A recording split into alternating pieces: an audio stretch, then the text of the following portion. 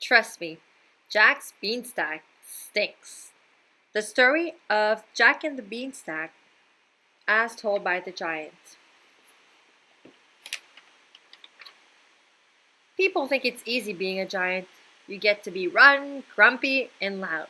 You're big and tough. You have gobs of treasure. And nobody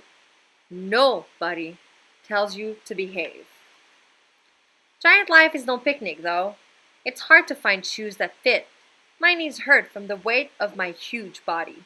And I'm always hungry. Always. But the worst thing? Humans. Humans are part of a balanced giant breakfast. But when you're not eating them, they're a real pain. Sometimes they laugh at me behind my back. They call me stinky and fatso. They ring my doorbell and run away. Ha ha ha. Very funny. This boy named Jack was extra bold. He came out through the clouds one day while I was out gathering a small breakfast. He tricked my wife into feeding him, then hid inside my house. I mean, come on. Would he hide inside a human's house? That's a crime. Well, he didn't trick me. I could smell him. He smelled delicious. Maybe you still made that kitty casserole from supper last night.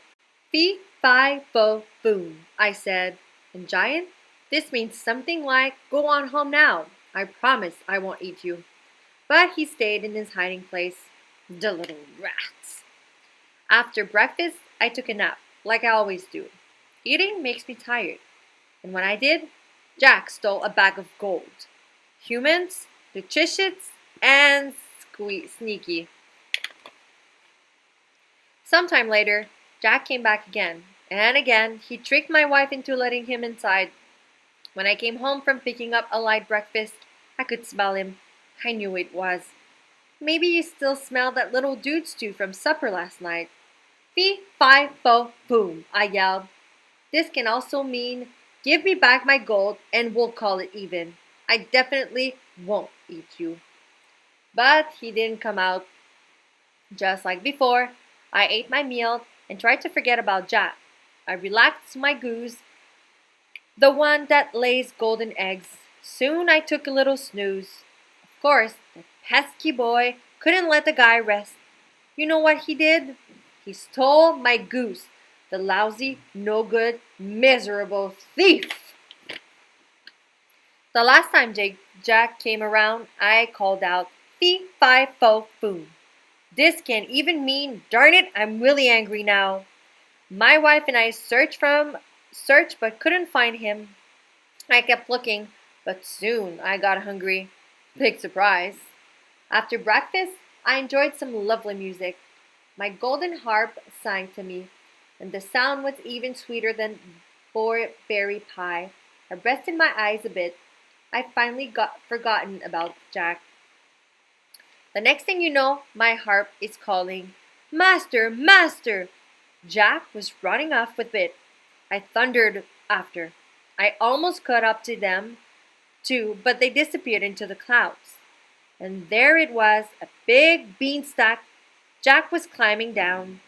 Well, I'm a smart guy. I know a dangerous thing when I see it.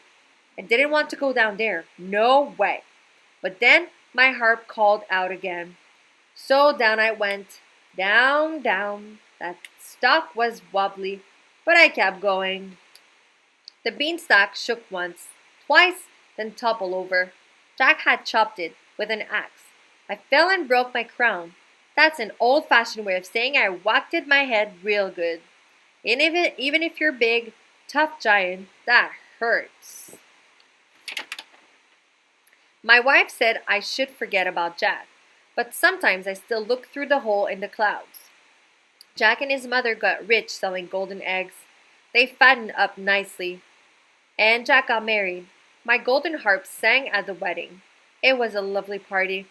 I'll tell you one thing. Someday, when my crown feels better, I'm going down there to get my stuff back. Maybe I'll grab lunch while I'm there too.